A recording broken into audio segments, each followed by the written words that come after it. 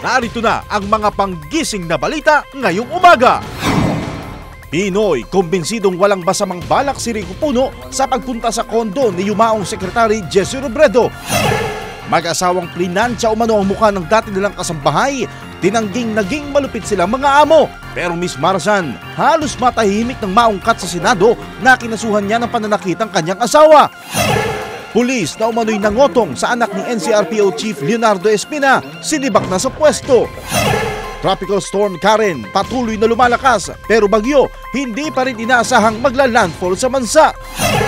At hero dog na si Kabang, todo handa na para sa kanyang operasyon sa Amerika sa susunod na buwan.